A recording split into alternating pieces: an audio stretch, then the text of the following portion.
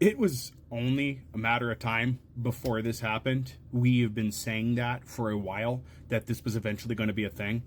And it couldn't have happened in just a better place when you think about the context and the scope of what people claim 2A is for and all of that.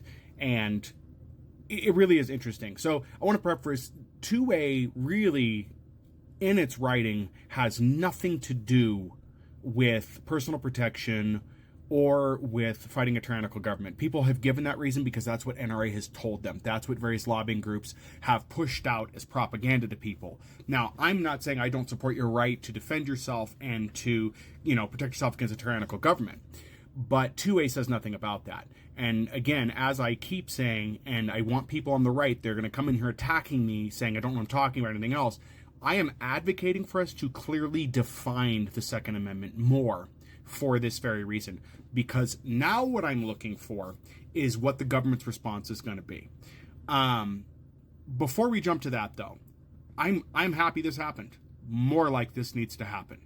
They provided no warrant based on what's in the article. They did not have an official police vehicle of any kind. They had badges, which are easy to get. You can go on Amazon and get fake badges. They had firearms. That's not that hard to get in this country. They had vests. You can order those as a civilian. That's not that expensive to get either. I'll put it this way. All in all, looking into it, if you want to pose as a fake ICE agent or you want to pose as a fake police officer, depending on the level of gear you want to get, it can be as cheap as $250. It can be as expensive as $1,000. How it goes, because everything is accessible that way. But they're wearing ski masks. I want everybody in the law enforcement community and who's working for ICE to understand that the mask wearing, it's not going to help you. It's not.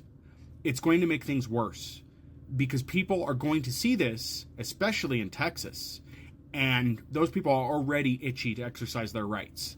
So this is only going to get worse. My only question now is what the response from government's going to be, because they're definitely not going to want to stand for this. This is going to be a problem. We're going to start seeing them come after 2A now. That's what'll end up happening.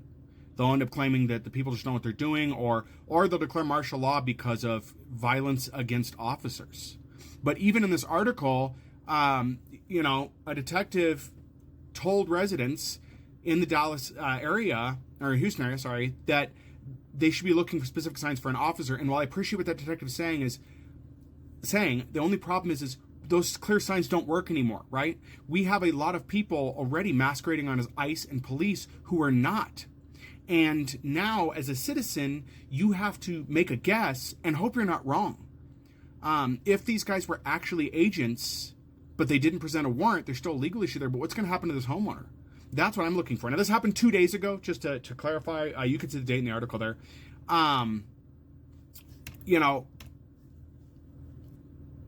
What's going to happen, though? That is the concern. How is this going to escalate things? I don't think the homeowner's wrong at all. I think more people should be doing this.